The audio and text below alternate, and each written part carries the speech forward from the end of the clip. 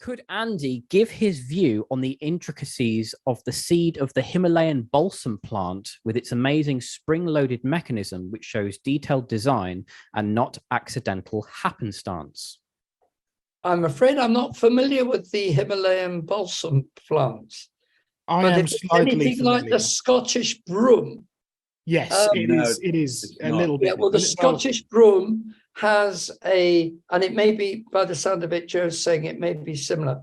I know that it has a spring-loaded pea pod system, which when it snaps, it's under pressure. When it snaps, it just flings out the tiny little, they're like peas in the broom plant, and it just scatters everywhere.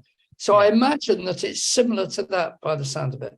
It is in that terms of the mechanism. It's not exact. It's not in the same family. The Himalayan balsam is it's an invasive species in the UK, but it does produce the flower head, which develops a seed pod. It's kind of it's not quite as long as the broom. It doesn't go as hard, but it kind of stays sort of stumpier and rounder. But like you say, it builds up the pressure. It has little round seeds inside.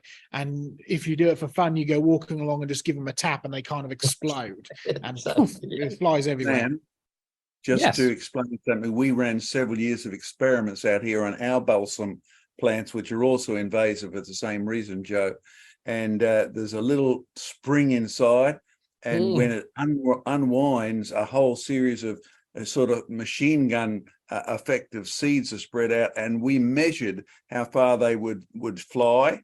And this is an almost microscopic seed that is blasted 20 meters. Yeah. Now, if you think of so I asked one physicist to calculate the actual force needed to blast a microscopic seed 20 meters, and he said, this is unbelievable.